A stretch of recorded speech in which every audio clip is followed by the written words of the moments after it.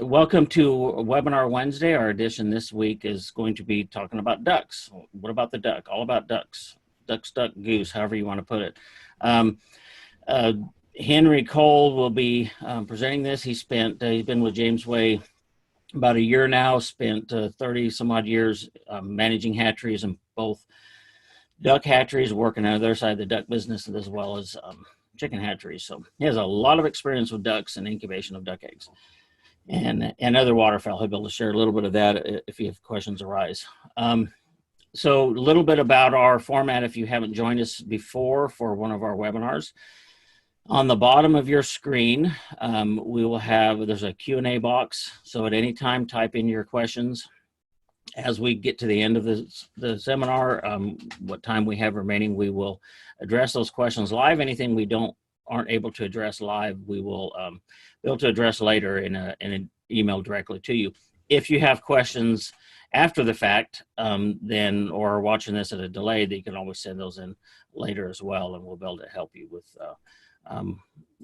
whatever issues or questions you have. So again, the topic will be ducks and incubating duck eggs. Some of this is going to be a little bit repetitive as it's a hatchery, a lot of the same things, but there are some differences in the waterfowl. When the webinar is over, you will get an email with a copy or link and a copy of this recording, so you can watch it and have other people watch it with you at a later date. You'll also get a PDF copy of this presentation, and that will come to you in the next day or so. So we get a lot of questions, people asking, can I get a copy of this? Yes, you will. I'll get a copy of this. So hang tight with that. With that, we've got most people here. One more little plug. Next week, I know we're talking about ducks this week. Next week, we'll be talking about turkeys, a similar type of talk, but geared more to the turkey industry. But again, beneficial to all hatchery personnel. So Philip Perry will be joining us next week to talk about turkeys. So with that, let's let Henry, he's anxious to go here. We'll let Henry get going with his presentation on the ducks and duck hatcheries. So I'll bow out, but I'll still be listening, but I'll just give Henry all the floor. So take it away, Henry. Thank you, Keith. I appreciate the introduction. And as Keith mentioned, I've got quite a bit of experience in the duck industry. My past experience in the duck industry has been over 24 years in all aspects of duck production, the last 8 of which was as a corporate hatchery manager. I then moved into the chicken side of things for about 10 years, and then been with Jamesway for about a year now. And I can say for certain that the duck is not a waterproof chicken. There are some unique differences in the incubation of waterfowl that will be discussed throughout this presentation. As we go through the presentation today, a lot of the information that I'll be presenting will be from my past experience dealing with the Pekin duck.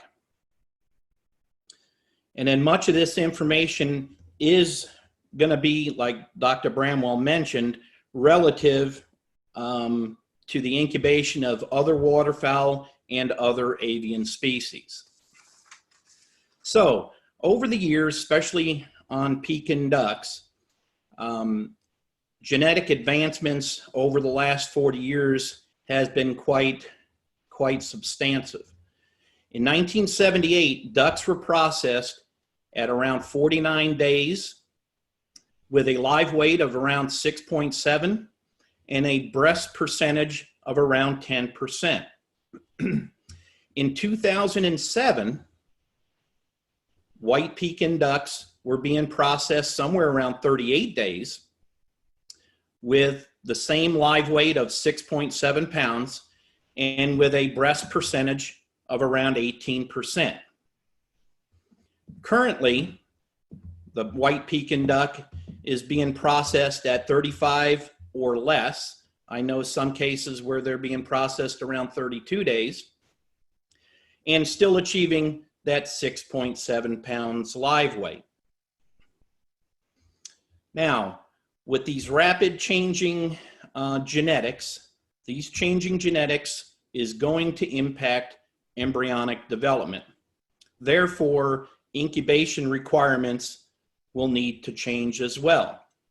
If you think about it, currently, if you're processing ducks at 35 or 32 days post-hatch, and it takes 28 days to hatch a duck egg, they're spending almost as much time in the egg as they are outside of the egg before they're getting processed. So as the processing or the days of processing decreases, incubation is becoming much more important in the duck industry. And like I mentioned, therefore, we need to change the way we're incubating to meet the changing needs of the developing embryo. So let's get back to some basics and how we can optimize our incubation environment. There are 4 basic requirements for any hatchery and for any manufacturer of incubation equipment. First, we need a good, reliable source of electricity that meets the requirements for your incubators and hatchers. It needs to be uninterrupted. It needs to have the correct voltage and correct amperage. We need good, clean, reliable water, free of contaminants and free of issues as far as calcium, sand, those types of things. Water is utilized for heating, for cooling, and also for humidification spray. If you have too much calcium deposits within your water, you're going to plug up your humidity nozzles. I've been to a hatchery where they had issues with a high amount of sand coming into their system and actually restricting the cooling coils within their machines with sand. So water is very important. Compressed air, depending on what type of incubation equipment you're using. For Jamesway, we use compressed air for our turning.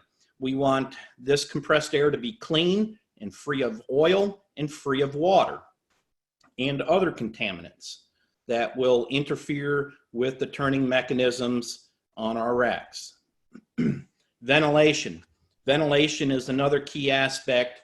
The ventilation within the hatchery, within each of the incubator hatcher rooms, and then within your plenums is vital to the proper operation of your incubation equipment. If you have any issues, one of the first places to look is at your ventilation to make sure your ventilation requirements or what's happening in your hatchery is meeting the requirements of your incubator or hatcher manufacturers. There are certain requirements for static pressure of your rooms and of your plenums, and temperatures, humidities in your hallways. Those need to be met for proper operation of your incubation equipment. As I mentioned, ventilation is key, and it is the fuel for your machines. It helps maintain the machine's temperature, humidity, airflow, and that's through the static pressure or the difference in pressure between your room and your plenums. As I mentioned, it's always important to follow the recommended temperature, humidity, pressure settings as provided by the manufacturer so that you have the correct plenums, pressures, room pressures, hallway pressures, etc. The outside air reference, or the OAR, is often overlooked in the scheme of the ventilation of a hatchery. And the OAR is a very important aspect to the proper running of your ventilation system. So let me explain a little bit about what the OAR is. The OAR, or outside air reference, is a point at which your ventilation system, your controls for your ventilation, references the difference between your inside room pressure or inside plenum pressure to the outside.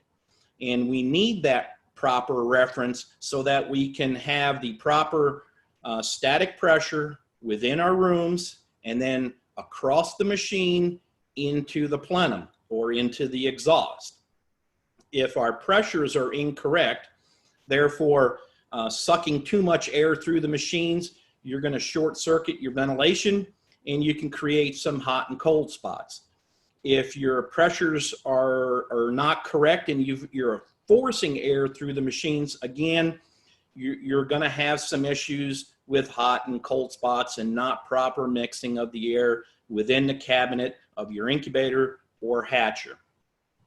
These OARs, a lot of times I go to hatcheries and they are either plugged with debris or plugged with insect nests. Lots of times you'll have spiders that like to build a little nest in the tubing of the OARs. It's important that these are cleaned out and well maintained. It's important that, you know, the hoses are not cracked or brittle. And then more importantly, the location of the OAR on the hatchery. A lot of times I go to hatcheries and these OARs are, you know, mounted on a sidewall, which is not the right place to mount it. These should be mounted at least 12 inches above the highest obstacle on the hatchery. Best place to do it is on top of the hatchery, and a lot of folks will mount them on top of a rooftop unit at least 12 inches above a rooftop unit. It is enclosed. It's got a small hole in the bottom to allow the OAR, or the outside air reference, to reference the pressure on the outside. We don't want this to be impacted by wind. So if you're mounting on the side of a hatchery or on the wall, as the air hits the side of the hatchery, the air expands, and then you're going to have pressure fluctuations within your ventilation system. So if you have a ventilation system where your incubator hallway doors or your hatcher hallway doors are constantly blowing out or being sucked in, or if your plenum doors are blowing open, you need to take a look at your OAR and see what needs to be done to put it in the right location, or at least take care of what the issues might be. Otherwise, you're going to have issues with the proper ventilation of your incubation and hatchery equipment. Egg handling is another important basic practice of any hatchery, whether you're dealing with goose eggs, duck eggs, or chicken eggs.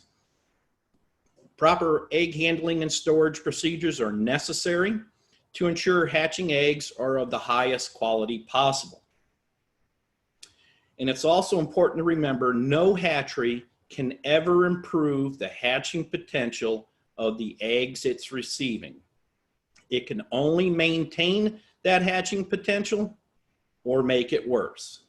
But you cannot take an egg that's not fertile and make it fertile, for example. Another area that is often overlooked in the egg storage scheme of things is the temperature at which the eggs are being stored or held at from once it's laid until we're setting the egg in the incubator. I've got this diagram here, and it's a nice V-shaped diagram. This is important. We want that V-shaped diagram. Please don't get too hung up on the actual temperatures for each of these stages. What's more important is that each step we are decreasing the temperature of egg holding until we get to the hatchery egg holding room. That should be the coolest point within the process. And then from there, we go to our preheating, and then we go to our initial set point for our incubator. So when the egg is laid, the hen's body is typically 104 to 106 degrees Fahrenheit or 40 to 41 degrees Celsius. The egg is then laid in the hen house, in a nest, or with ducks, a lot of times on the floor. And that hen house needs to be cooler than what the hen's body temperature was. From there, the egg room on the farm needs to be cooler than your hen house. If you have a cooler on the farm to store eggs, it needs to be cooler than your farm egg room. Your egg transport truck needs to be cooler yet. And like I mentioned, the hatchery, again, should be the coolest point for those eggs. I recently helped a hatchery that was having some issues, and we found out that the farm egg storage rooms on some of the farms were actually 5 degrees cooler than what the hatchery egg storeroom temperature was. That's creating not this nice V-shaped pattern. We were getting into a W, which stands for wrong, and they were experiencing some early embryonic mortality. We corrected the situation, and life is good for them on early embryonic mortality.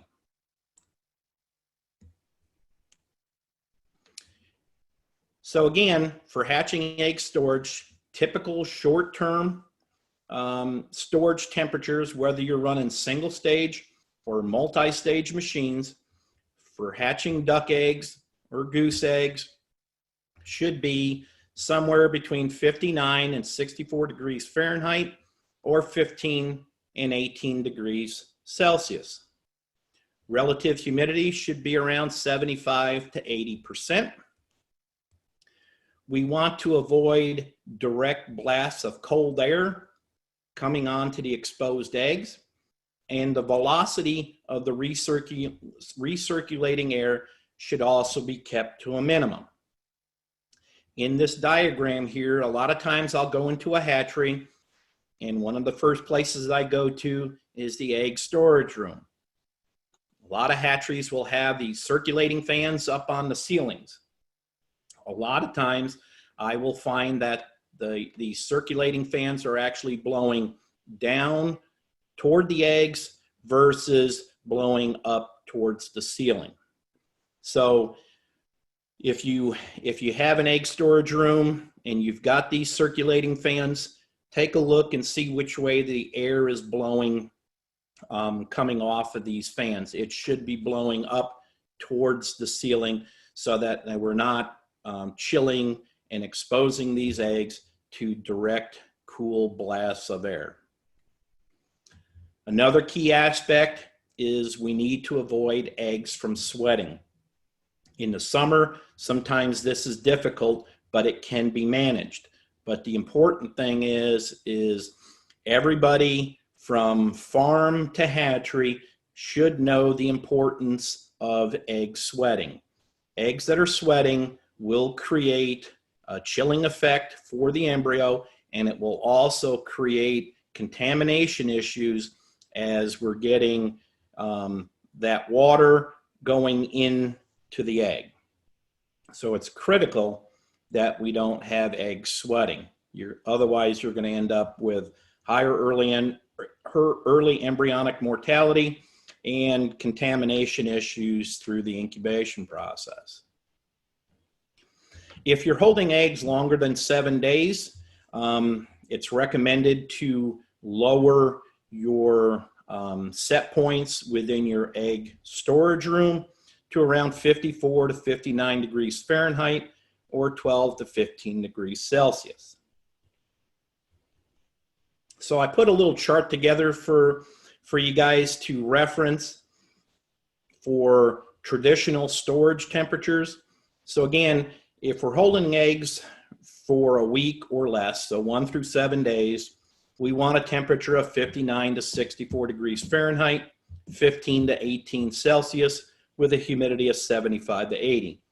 If we're going to hold eggs longer than 7 days, 7 to 12 days, I suggest 54 to 59 degrees Fahrenheit, 12 to 15 degrees Celsius, 75 to 80 on humidity.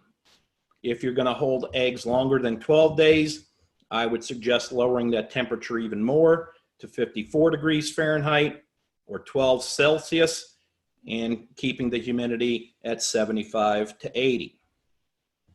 These lower temperatures, as you're holding eggs longer, will help slow down the deterioration rate of the embryonic cells. It'll also slow down the physical deterioration of the albumin and yolk membranes. So if you're going to hold eggs for longer than, say, 10 days, you might want to consider using Spideys. So what is Spideys? For those of you that are unfamiliar with this terminology, Spidey stands for short periods of incubation during egg storage. So why do we want to do Spideys?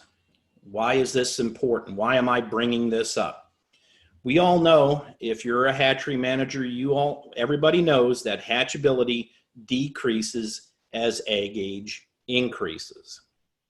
And the reason this is happening is because the embryo, the cells of that embryo are actually dying as egg age increases. And studies have shown that you can gain back up to 60% of what would have been lost if Spideys was not performed.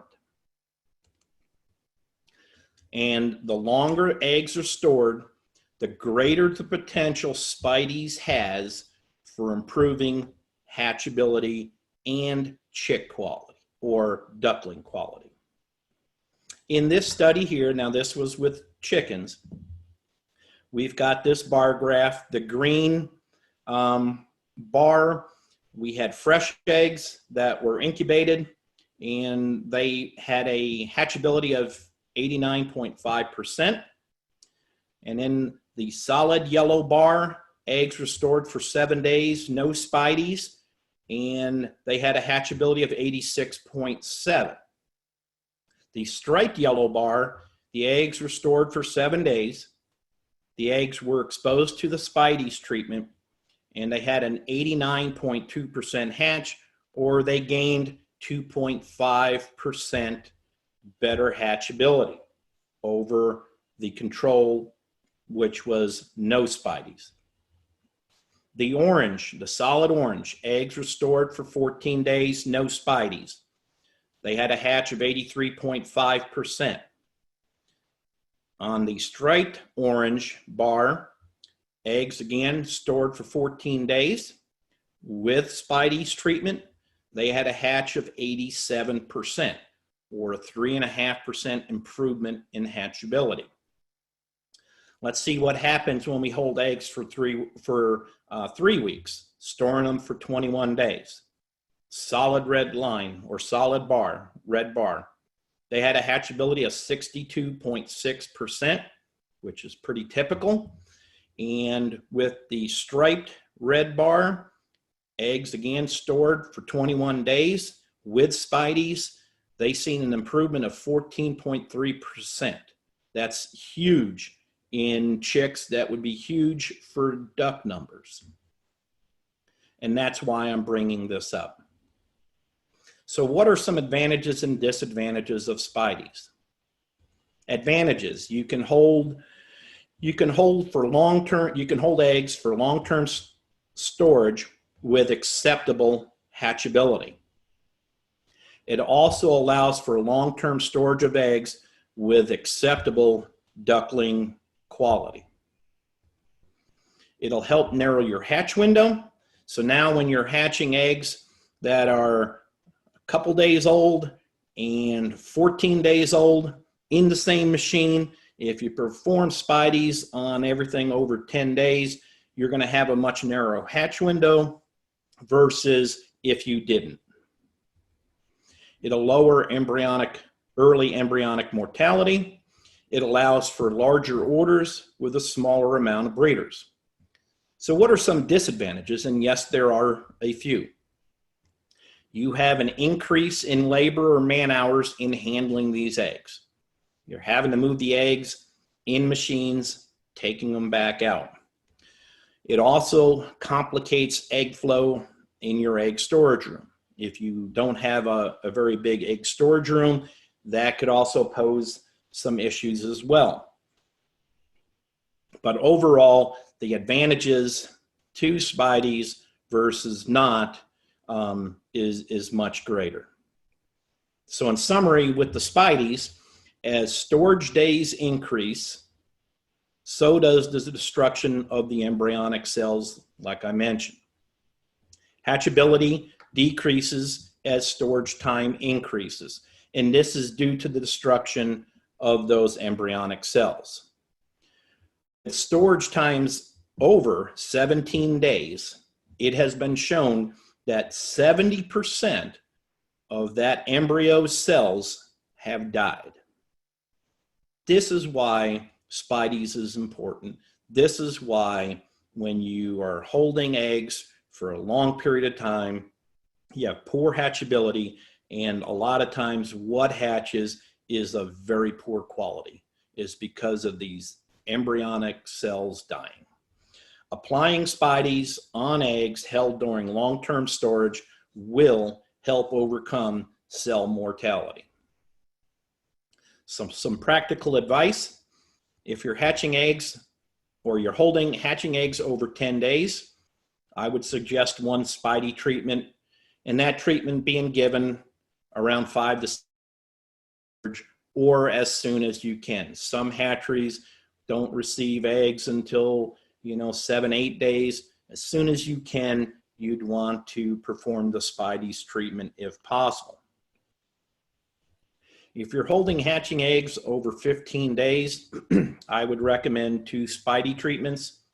First given at 5 to 6 days of egg storage, and the second treatment given around 10 to 12 days of egg storage. And then if you're holding eggs over 3 weeks or over 21 days, I would suggest either the 2 treatments or 3 treatments. Again, first treatment of Spideys around 5 to 6 days of egg storage, the second being 10 to 12 days of egg storage, and the third 15 to 18 days of egg storage if you're given that third treatment. So some general guidelines for Spidey treatments.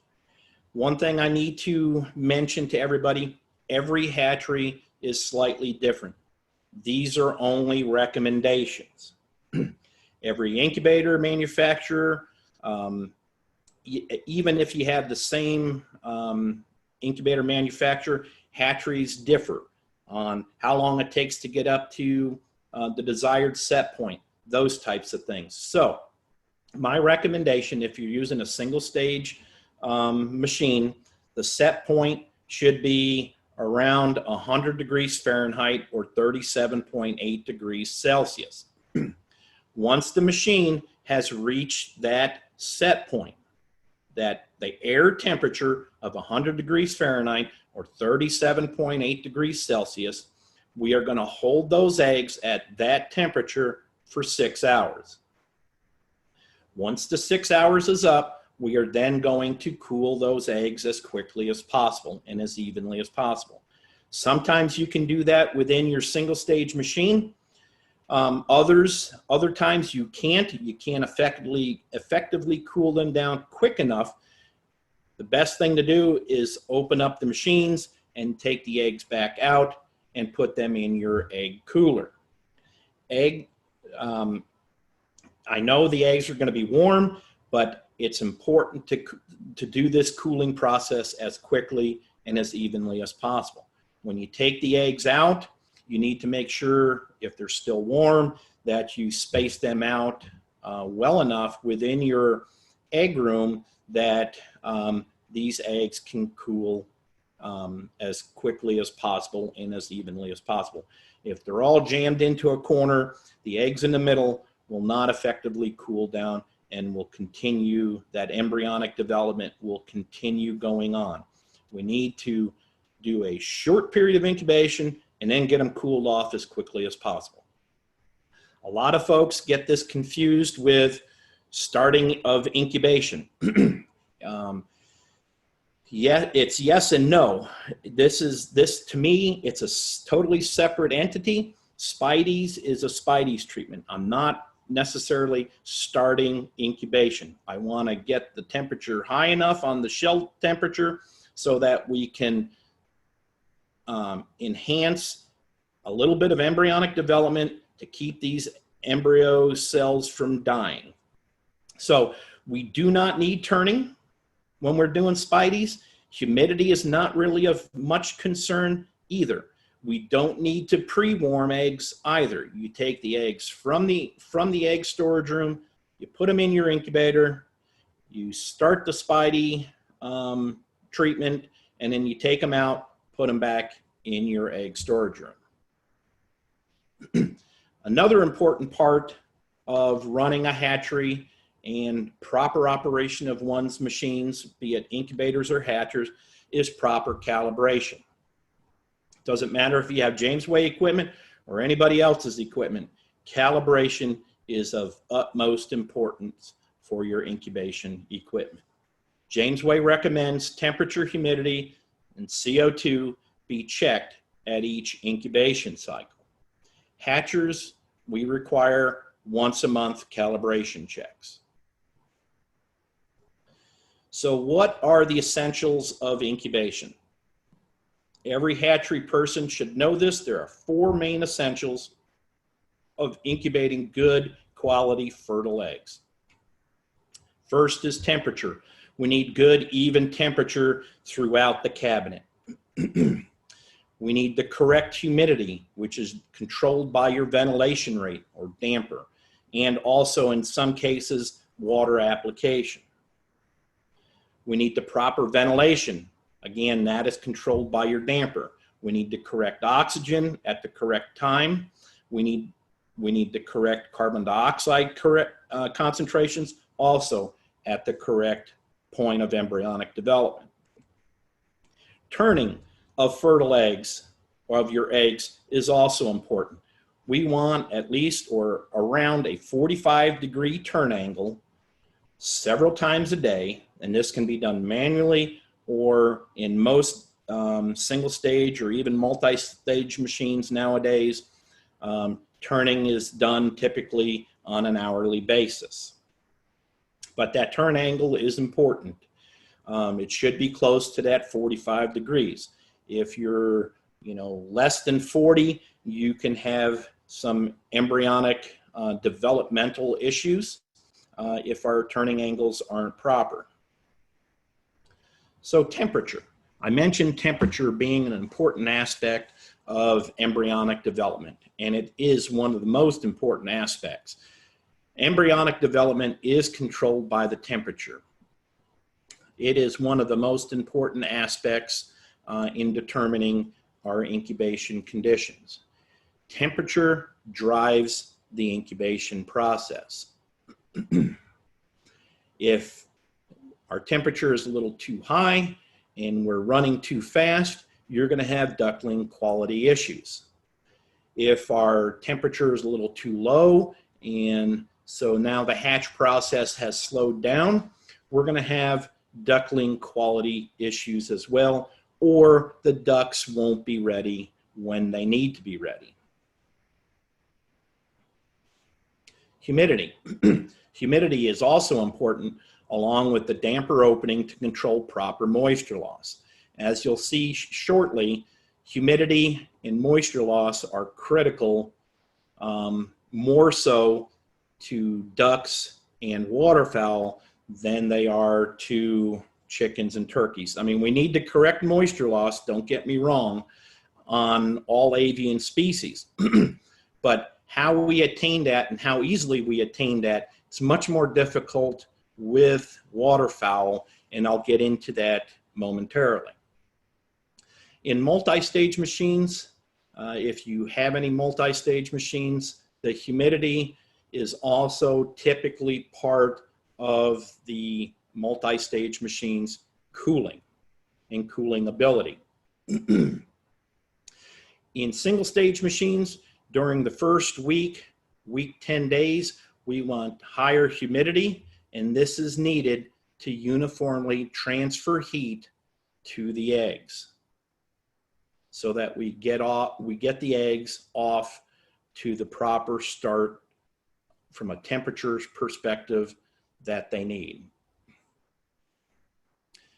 Also with humidity, we need to reduce the levels to release water from the eggs to allow the formation of the air space or air cell, which is sufficient enough to engage in pulmonary respiration.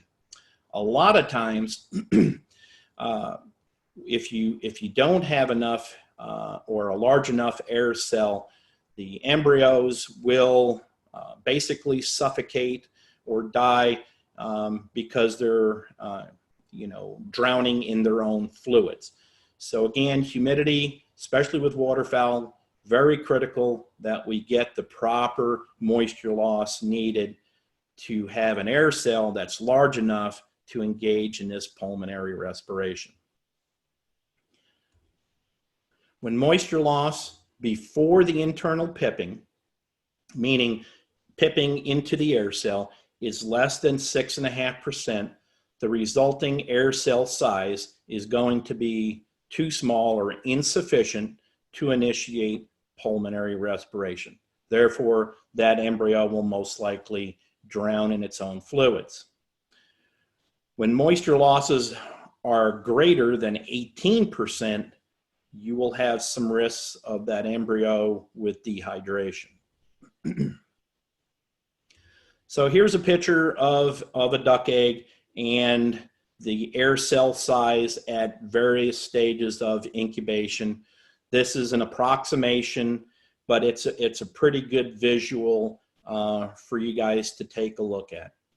Typically with waterfowl, in particular ducks, moisture loss by 25 days or 24 days whenever you do your transfer in our Jamesway single stage machines should be somewhere around 10 to 12%. Multi-stage machines, you're going to be somewhere around 12 to 14%. An old general guide that I used many years ago for optimal moisture loss is 0.5% per day of incubation. So depending on when you're measuring your moisture loss, if you use this general guide, it should get you pretty close, even if you're in single stage or multi-stage. If the embryo is developing normally, the air cell should occupy about 1/3 of the space of the egg by 24 days of incubation. And as I mentioned, duck eggs should lose somewhere between 10 and 14% of their weight by around 25 days. Ventilation. The damper opening is controlling the amount of ventilation. It controls the oxygen, the CO2, and humidity within that incubator and within that hatchery. In early parts of incubation, we want a progressive increase or a natural increase in CO2 coming off of those eggs. This is beneficial to the development of the area vasculosa. As you can see here, all the blood vessels, this area vasculosa, and the developing embryo itself. So higher CO2 will improve or enhance this area vasculosa. In the later parts of incubation, we want a progressive decrease in the CO2 levels, which will allow more oxygen for the developing needs of that embryo. Turning is also is important. and it plays a role in preventing the yolk and embryo from being stuck to the shell membrane. Turning also helps enhance the development of, again, this area vasculosa and the chorionic atlantoic membrane, or a lot of people call it the CAM. Turning is important for both of these to develop and function normally. So that's why if you have turning issues or the turning angle isn't correct, we have embryonic mortality later on in development because of the issues in development of the area vasculosa and the CAM.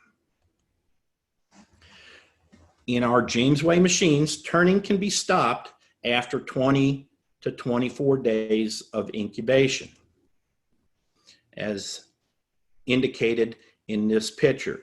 Part of our controls is we can assign how frequently we want turning to occur. In this particular example, we've got turning occurring at every 60 minutes or once an hour. We are stopping the turning process at 20 days of incubation, and the turn is stopped in the left position. The reason the left position, that is beneficial from our studies, that we have proper airflow through that cabinet and no hot spots, no cold spots. So you can stop turning again in our Jamesway Platinum machines. I caution you, if you're not running a Jamesway machine, depending on what equipment you're having, you may need to run or turn all the way through the incubation process to help with proper airflow. Again, this is dependent upon the type of incubation equipment you're having, and you should know what you can and cannot get away with. But again, for the Jamesway machines, Jamesway Platinum machines, you can stop turning. It's beneficial to stop turning at between 20 and 21 days of incubation. So, the point at which everybody has been waiting for. What makes waterfowl unique as far as incubating? Well, we know Pekin ducks take 28 days to incubate. Muscovies, 35 days. Goose eggs, anywhere from 28 to 35 days, dependent upon the breed. But turkeys also take 28 days to incubate. So that's not too unique. Yes, it's another week for something to go wrong in the incubation process versus chickens. But again, turkeys are incubating or it takes 28 days to incubate turkey eggs.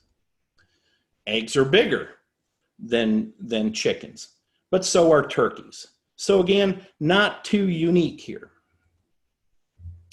Here we go. Much thicker cuticle. So what is the cuticle? The cuticle is a protein covering, a waxy protein covering over the egg, and I'll get into that in a moment.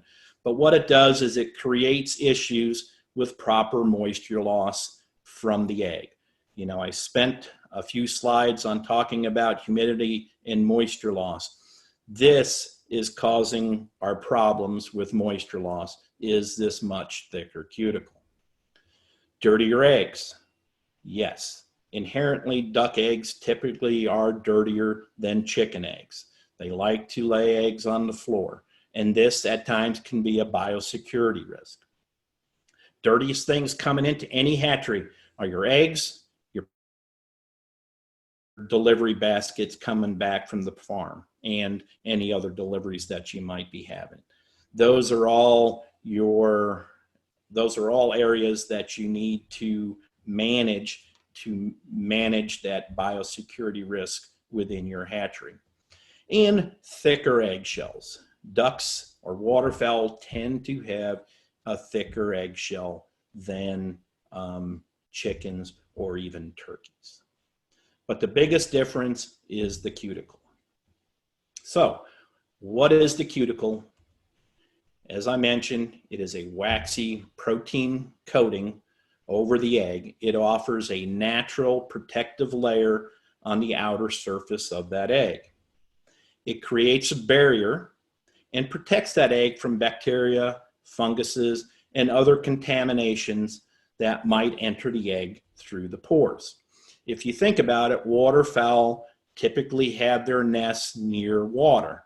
So they're going to be in a more humid, dirtier type of an environment, and nature in its infinite wisdom has developed this waxy protein coating to protect that egg through that incubation process. The cuticle of duck eggs, as I mentioned, is much thicker as compared to that of chicken eggs. Chicken eggs do have a cuticle, but it's very, very thin. This makes gas exchange between the embryo and the environment much more difficult. And the main problem with incubating waterfowl eggs is managing that cuticle. The cuticle can be gradually destroyed by spraying of the eggs, by creating a specific microclimate within that incubator, or removing using a chemical wash. Therefore, the cuticle of waterfowl eggs needs to be removed either before or during incubation to allow sufficient gas exchange.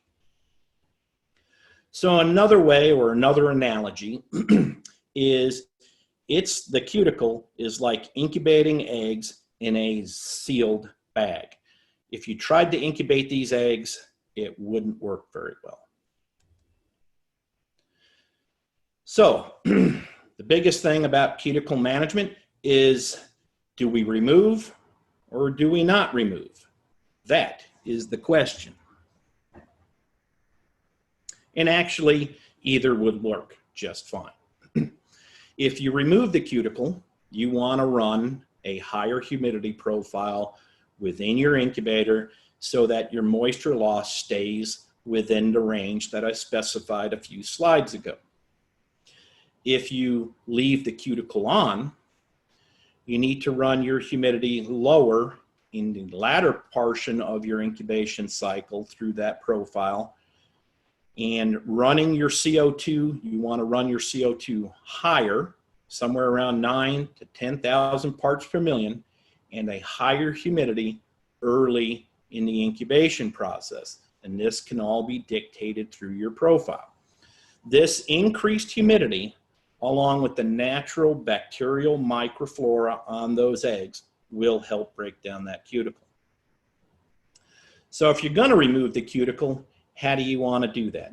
There are several companies out there that have egg washing equipment. You can get one of those. You're going to wash your eggs with a sodium hypochlorite solution. It needs to be at a high enough concentration that you remove that cuticle. Once that cuticle has been removed, it's extremely important not to get those eggs wet again. You can also use hydrogen peroxide spray at a 3% solution to help break down the cuticle.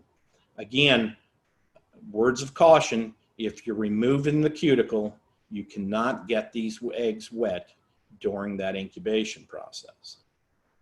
If you do, that natural protective layer has been removed and you're going to see issues with contamination and other issues. Spraying eggs. This is a practice that's been done years ago and may still be done currently. I'm just not aware of folks currently doing this, but it has been done in the past. When I first started in the duck industry, we did spray eggs during the incubation process. This is very labor intensive, and spraying eggs daily, starting after 10 days of incubation and stopping by 25 days or whenever you transfer, will help break down that cuticle. Some people also think it helps cool the embryo. I'm not necessarily a fan of that thought process because if that was the case, it's very short-lived. You're spraying the eggs momentarily, and then you're putting the eggs back in the machine, and the temperature goes back up. So the thought that it's actually helping in cooling the embryo, I don't necessarily buy that. But again, that's one of the thoughts behind spraying eggs that I've been exposed to. It helps increase the humidity within the machine to help break down the cuticle. As I mentioned, you know, our Jamesway machines, we have a machine that can be sealed up tightly, so we can naturally increase the humidity and naturally increase the CO2 within that cabinet to aid in helping break down the cuticle.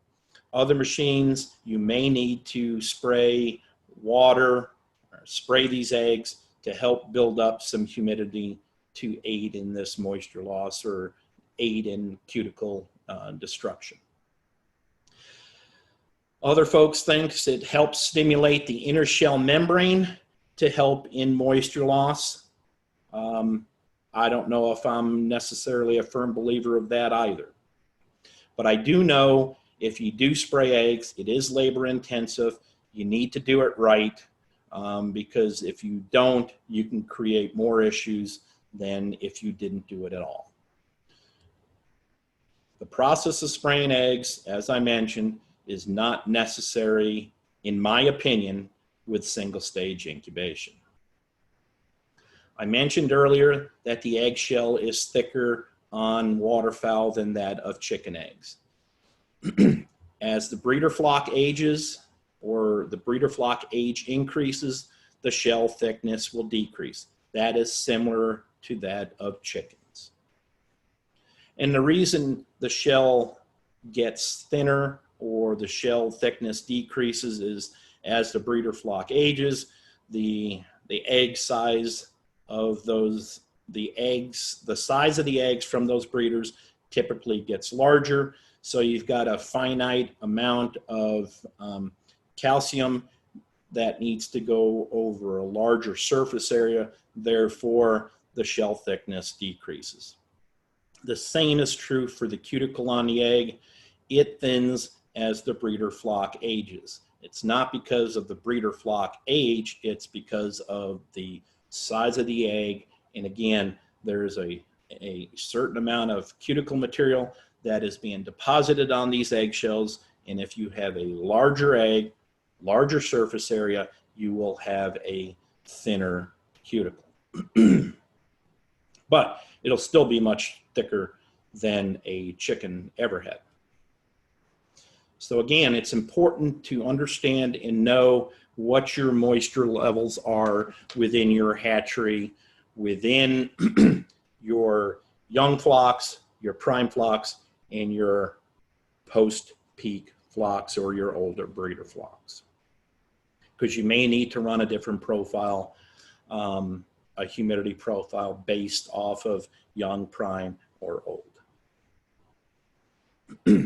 So you heard me talk about profiles. What is a profile? A profile is a set of steps made of different set points that progresses that egg through incubation and into the hatch process. Each adjustment is tailor-made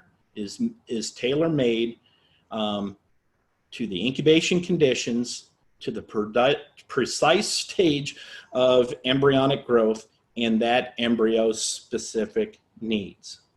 You can't do that in a multi-stage situation. Our Jamesway machines can hold up to 20 profiles, and it can be stored on individual incubators or hatchers.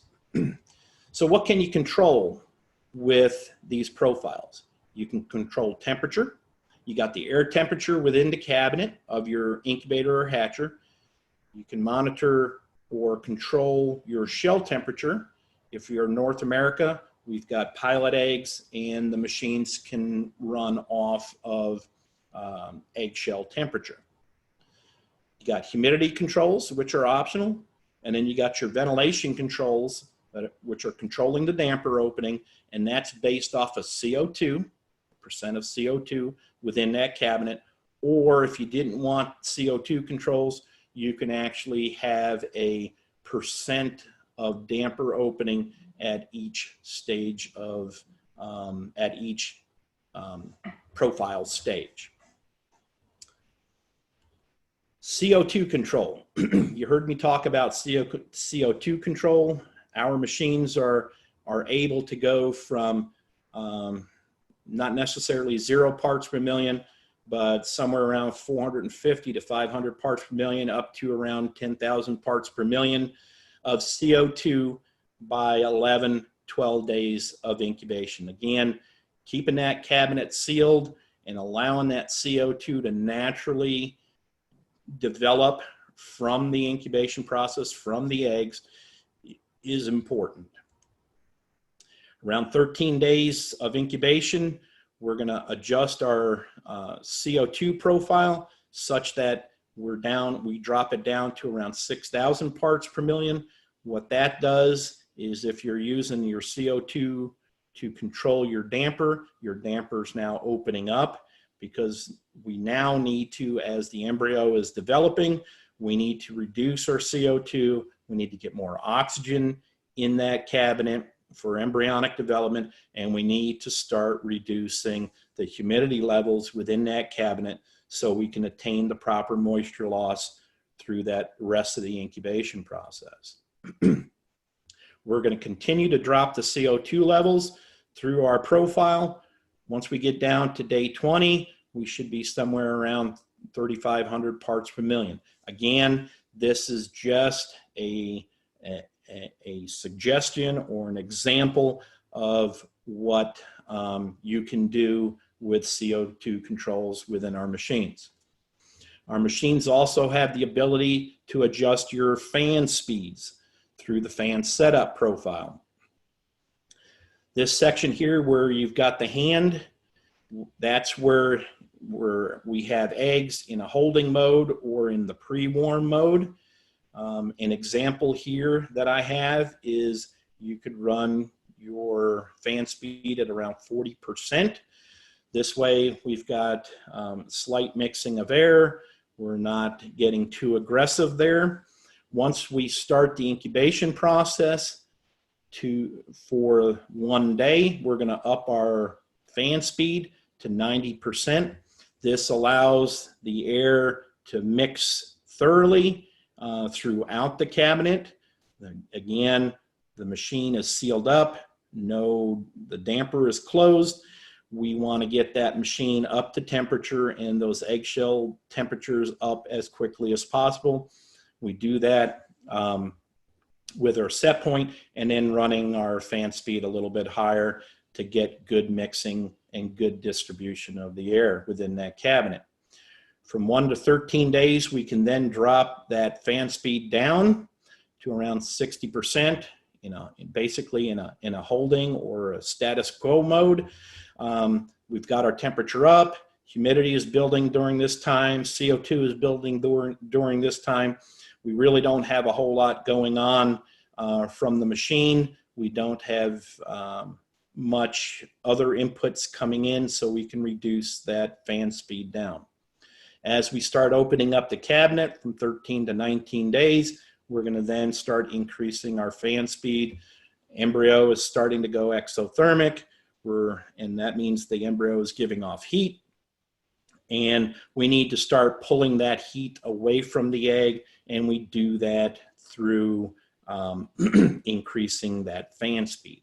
As the embryo becomes even more exothermic, 19 to 23 days, we ramp the fan up to 90%, again, trying to pull that heat off of these eggs.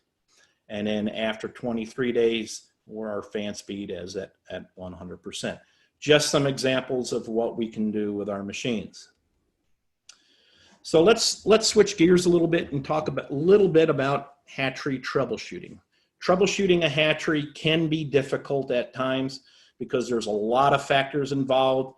You got different breeder flocks, different ages, maybe different breeds. You got nutritional influences, egg collection times, environmental conditions, seasonal changes, different conditions within your room, within your plenum. I mean, there's just a whole host of things. These are just a few things that I came up with. Your egg handling practices, everything from the time the egg is laid until the egg is set, all those impact, you know, trying to troubleshoot hatchability issues. So one of the best things to utilize is analyzing hatch residue. This is a useful management tool that can provide valuable information in isolating problems, not only in the hatchery, but also on the breeder side of things. And I've got a few problems listed here that you may see, especially with ducks, and their possible causes. So the first one is a fully developed embryo with the bill, the duck's bill, not in the air cell yet. Some of the causes are improper incubation temperature, humidity, which I highlighted in red, again, with the cuticle. If we don't remove enough cuticle, or if our humidity profile isn't proper and we don't get the right moisture loss, we can have issues with humidity. You can have turning issues or ventilation issues within that incubator. You can also have improper temperature in the hatcher, improper humidity within the hatcher, or ventilation within the hatcher. Another area to really look at is, are your eggs being chilled during the transfer process, going from incubator into the hatcher? My recommendation, it should take less than 30 minutes. Those eggs should not be exposed outside of that incubator or hatcher longer than 30 minutes. If you do, you could have some issues. What if you have a fully developed embryo with the duck's bill now into the air cell? Some of the causes could be poor air circulation within that incubator, temperature too low within that incubator, temperature too high in the hatcher, again, humidity too high in the incubator or hatcher, eggs chilled at transfer, inadequate turning, or shell quality issues. What if we have dead ducks after they've pipped or done an external pip of the shell? Eggs could be incubated small end up. We've got thin-shelled eggs. We've got turning issues. Eggs transferred too late. Inadequate circulation, air circulation in the hatcher. CO2 concentration too high in the hatcher. An incorrect temperature during the incubator or in the incubation phase.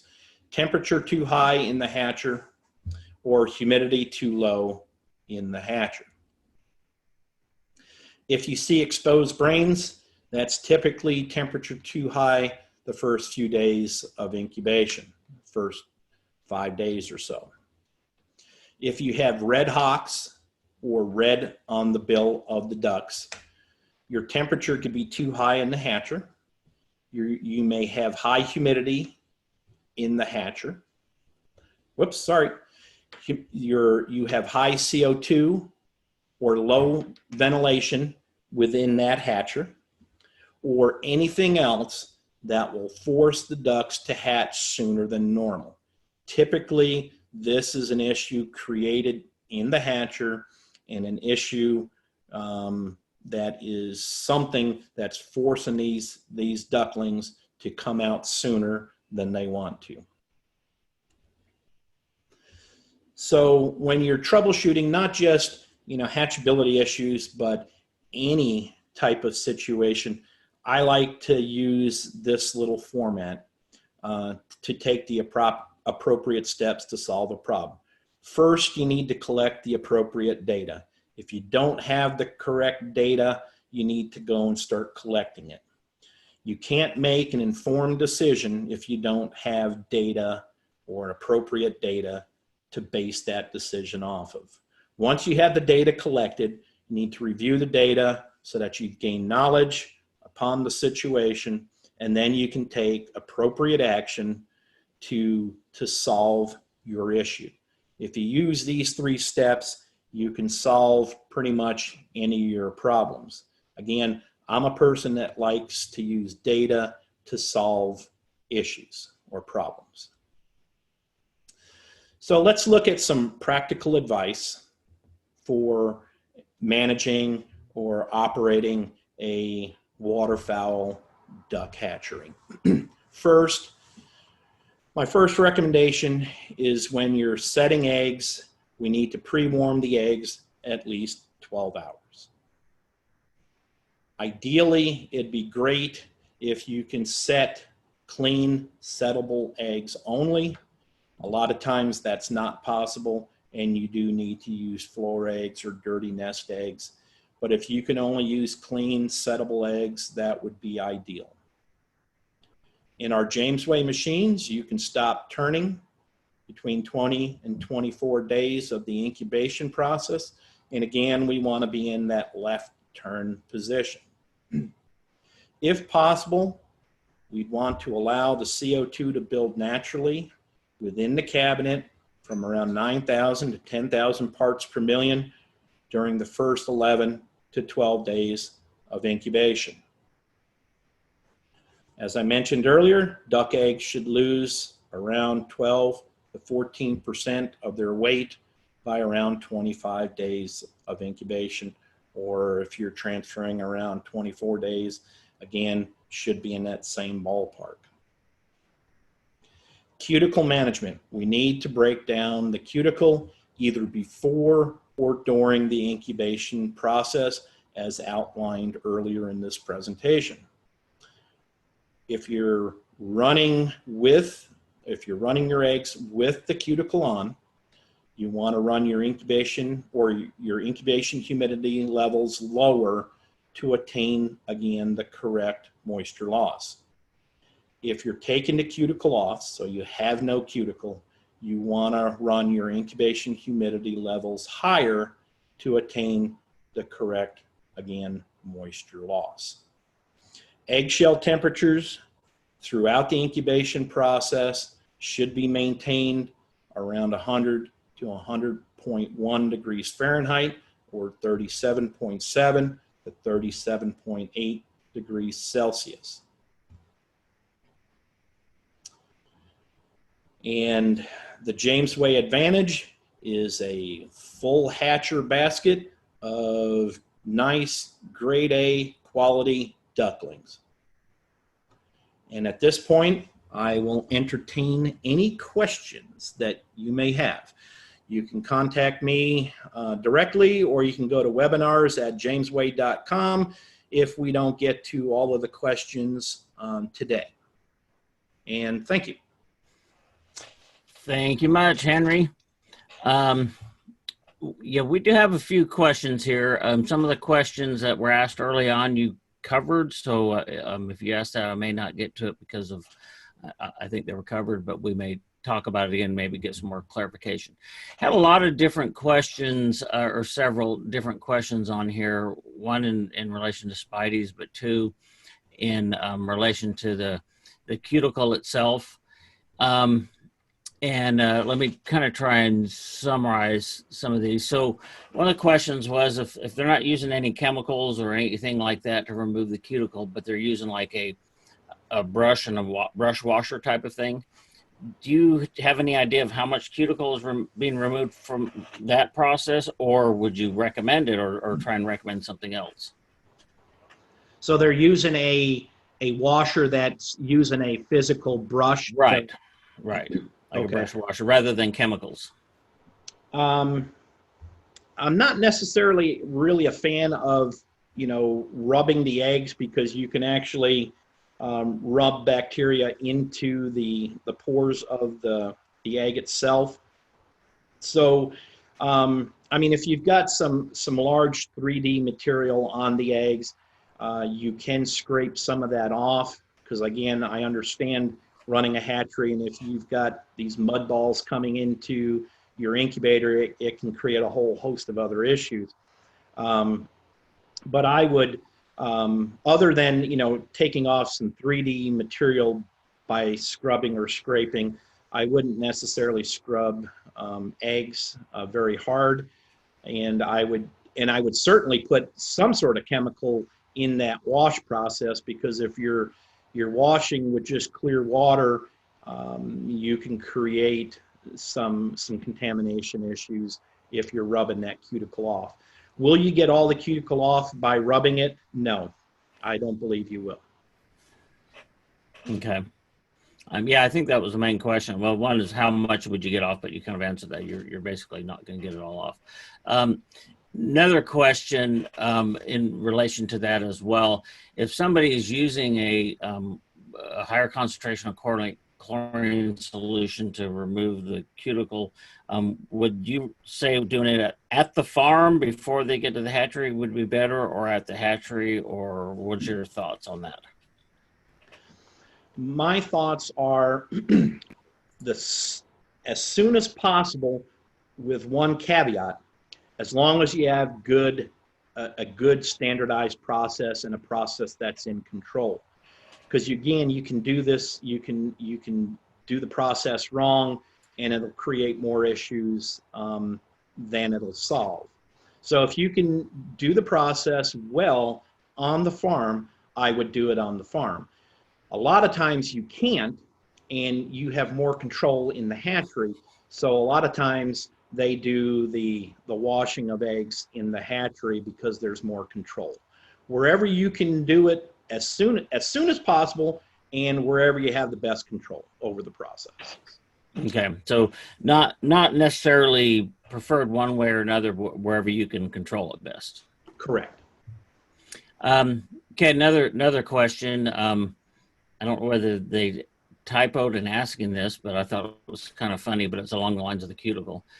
Can the cuticle itself be affected by the transportation jerks when they're driving them on not smooth roads? I don't know whether that was exactly right, but any of the transportation and rough.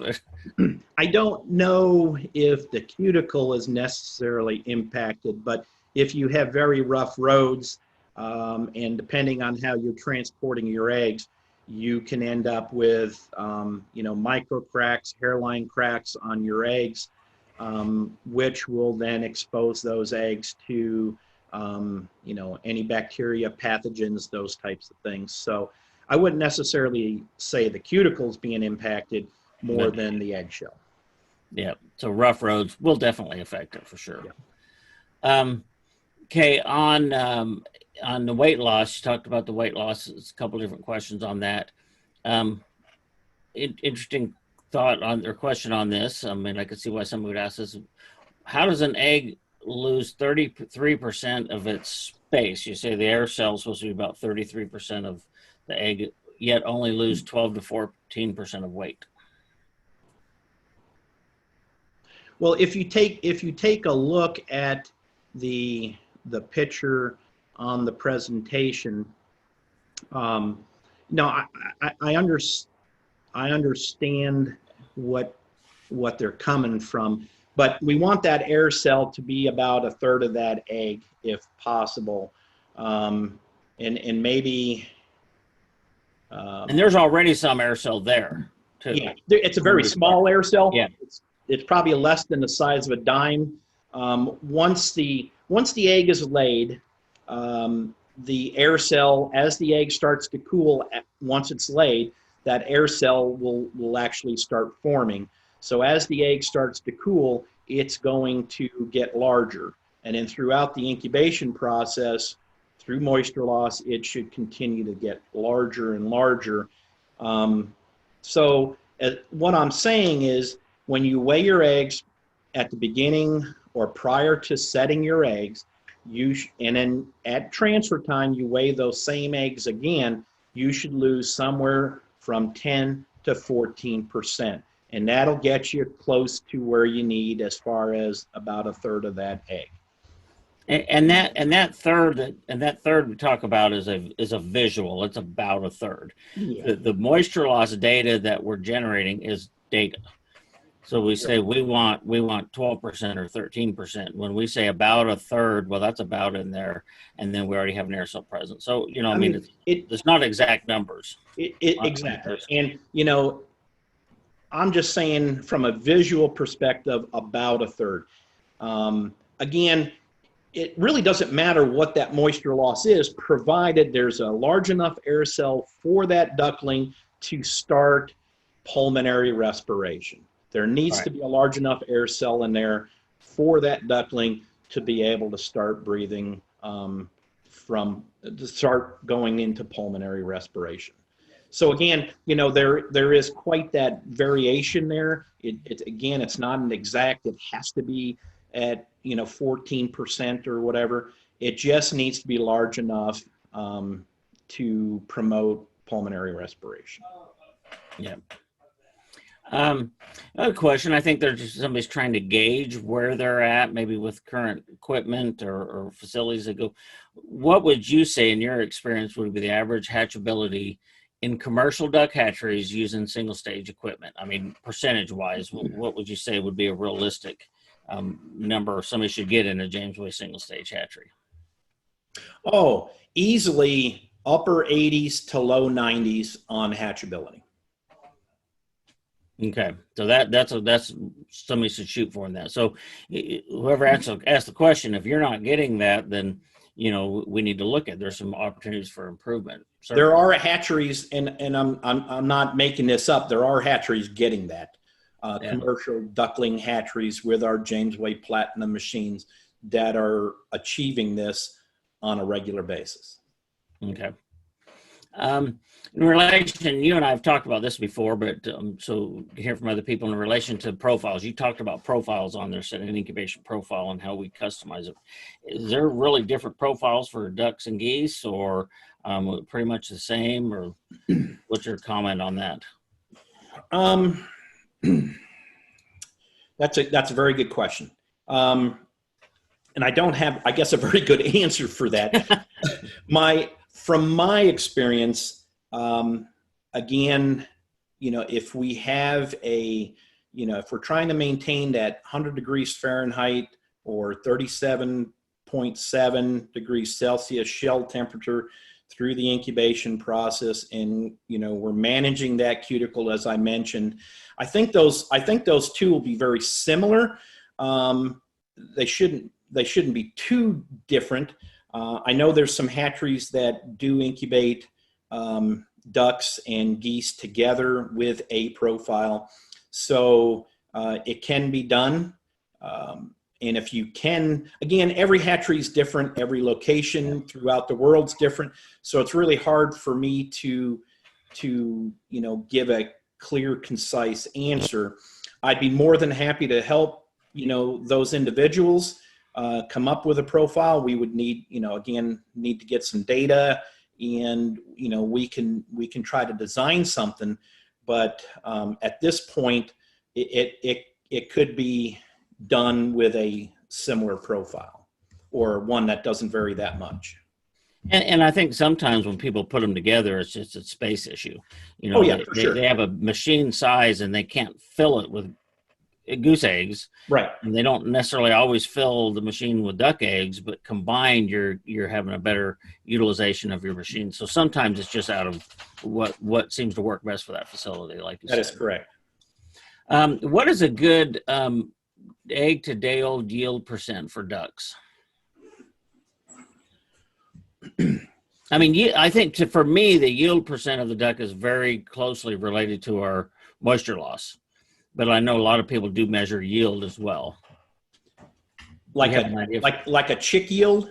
Yeah, like chick yield, but for ducks. You know, initial egg, okay, what's the weight of your duckling at the end? So what would be the yield of that initial egg weight? You should be somewhere around that 67, 68% range for a duckling yield, somewhere in that area. Just very, very similar to very similar to chickens, turkeys. Yep. Okay, same question. What is a typical, like we'll use Peking ducks. A lot of people raise those incubation hours in hours. You know, we always say in days, but what is the ideal in hours? Oh, good question. I mean, are they pushing more? I would say, you know, when we look at it for chickens, 21 days is, you know, like 504 hours, I believe, but a lot of people are a little beyond that. I It's mean, would you say on ducks they might be a little beyond what that 28 days yes, is? Or yes, especially for the white Pekin duck. Again, similar, as far as broilers go, we're a little bit longer. We have a little bit longer incubation period, 508, 512, somewhere in that area, because we're trying to slow the development down a little bit, and trying to keep that embryo cool, trying to keep that eggshell temperature in the same ballpark, around that 100 degrees Fahrenheit or 37.7 Celsius. With the white Pekin duck, because of the genetic selections that have occurred over the last 40, 50 years, and the rapid growth out in the field, you basically have a broiler duck that we're dealing with. So you want that incubation period to be a little bit longer so that you can cool that embryo as it's developing and have less overheating issues. If you're dealing with more of the natural breeds, you could probably get closer to that 28 days. okay. Another quick question or two here, and I know there's several other questions that Henry will have to answer by email, as we've got another webinar to get to shortly. For Spideys, a couple different questions on the Spideys. Somebody said that you recommend 6 hours at 100 degrees, and someone else says the research they've seen was 30 or 60 minutes at that 100-degree peak. I mean, do you know of any other research that said that, or I mean, because from what I've seen, I haven't seen that short. I just didn't know whether for ducks there was something a little bit different. Well, with chickens, because there's been a lot of research on Spideys with chickens, and typically you're looking at around a 99 degrees Fahrenheit shell temperature, and you want to maintain that shell temperature, or you want a 99 degrees Fahrenheit air temperature within that cabinet, and you want to maintain that air temperature for 2 to 4 hours on chickens. Again, eggs are much smaller. So on ducks, similar to turkeys, we want a little bit higher incubation or a little bit higher spide temperature. So 100 degrees Fahrenheit or 37.7 degrees Celsius for the air temperature within that cabinet. We're then going to hold that for 6 hours. The reason we want to hold it for 6 hours is because we need to get all those eggs up to and above 90 degrees Fahrenheit shell temperature. And because you have bigger eggs, larger egg mass, it takes longer to get up to that temperature. But with that said, again, every hatchery, every incubator is going to be a little bit different. So you need to watch how long it takes to get up to temperature, up to that 100 degrees Fahrenheit air temperature. And then I would recommend, getting some, if you're in North America, some of our pilot eggs, or you can get, thermistors or, other data loggers to try to measure the shell temperature so that we have a nice uniform temperature, at least over 90 degrees Fahrenheit on all these eggs. So 60 minutes is way too short. I don't know where that came from. I've never read anything that, even with chicken eggs, that we only spided them for 1 hour. So I'm not really sure where that came from. Yeah. To me, it's like what we're concerned about is we're trying to get the embryo to that temperature, and if you're only getting the shell temperature, that the embryo is not getting there in 30 or 60 minutes. Yeah, you're not getting that egg mass up to the desired temperature at all. Right. Okay, we've got time for one more question, and you can kind of make it a short answer. It comes from an anonymous attendee, so we can't really reply to it, but others had similar questions. As far as the CO2 level, we recommend, by the way we incubate, keeping our dampers closed allow CO2 levels to rise in our single stage. You covered that. Somebody had asked, is there a level of CO2 they can shoot for in incubating duck eggs in a multi-stage incubator? In a multi-stage incubator, your CO2 is whatever your CO2 is, because you're not manipulating or managing that damper. In a multi-stage machine, you have a fixed temperature set point, you have a fixed humidity set point, and that damper will modulate to help maintain both of those set points, both temperature and humidity. So from a multi-stage perspective, you need to just ignore the whole CO2 thing, because you can't build CO2 within a multi-stage machine. We can't build it, nor do we want to, because the older embryos, we don't want that high CO2. You're going to negatively impact the older developing embryos severely. Right. Yep. So, all right. Well, thank you very much. There are several other questions on here. It looks like most of them, we've got your contact information, so Henry can reply to those directly with his response and answers to some of them. Again, thank you all for coming and participating. Had a very good turnout for thank you, everyone. this webinar here. So again, look for us for some of our other webinars coming up in succeeding weeks, and hope you're all doing well, and send in more questions, and we'll be glad to get those taken care of. Thank you again, and you all be safe and have a great day. Thank you.